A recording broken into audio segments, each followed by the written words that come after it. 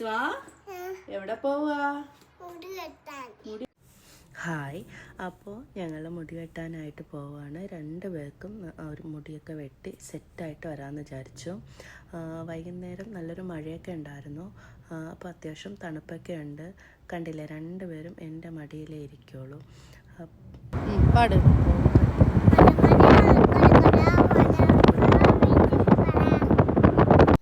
മഴ വന്നപ്പോൾ ഇസ്വാമുള്ള ഒരു അടിപൊളി പാട്ടൊക്കെ ആയിരുന്നു. മഴത്തുള്ളികൾ വീഴുന്നുണ്ടായിരുന്നു. ഗ്ലാസ്സൊന്നും അടയ്ക്കാൻ സമ്മതിക്കുന്നില്ലായിരുന്നു. എനിക്ക് മഴ കൊള്ളണം എന്നൊക്കെ പറഞ്ഞിരുന്നു. ലാസ്റ്റ് മഴയൊക്കെ കൊണ്ട് രണ്ടുപേരും നന്നായിട്ടങ്ങ് ഉറങ്ങി.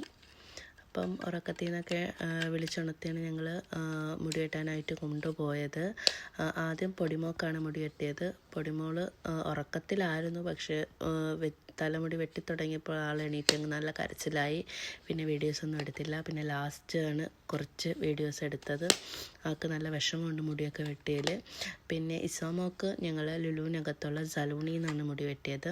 അവൾക്ക് മുടി വെട്ടാൻ കുഴപ്പമൊന്നുമില്ല. അവൾക്ക് നല്ല ഇഷ്ടമാണ് മുടി വെട്ടാൻ.